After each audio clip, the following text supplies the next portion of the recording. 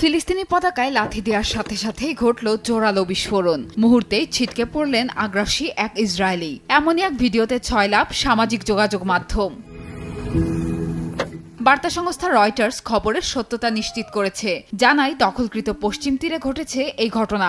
প্রকাশিত ভিডিওতে দেখা যায় রাস্তার পাশেই ফিলিস্তিনের পতাকা পুঁতে রাখা অবস্থায় দেখেই ক্রুদ্ধ হয়ে ওঠেন ওই ইসরায়েলি নাগরিক। গাড়ি থেকে নেমে আগ্রাসীভাবে এগিয়ে যান পতাকার দিকে। পরে পতাকাটিতে গিয়ে লাথি মারা মাত্রই বিকট শব্দে বিস্ফোরিত হয় সেটি। ছিটকে পড়েন ওই ব্যক্তি। আর পুরো ঘটনাটি ক্যামেরাবন্দি করেন তার সঙ্গেই গাড়িতে থাকা এক নারী। মূলত রাস্তার পাশে পুঁতে রাখা পতাকাটি ছিল একটি মাইন ফাঁদ। ইসরায়েলি সেনাদের ঘায়েল করতে এ ধরনের ফাঁদ হামাস ইসরায়েল সংঘাতের শুরুর দিকেই তৈরি করতে দেখা গেছে। অবশ্য শনিবারের এ ঘটনায় ইসরায়েলি ওই ব্যক্তি সেভাবে আহত হননি। মাটির বেশ গভীরে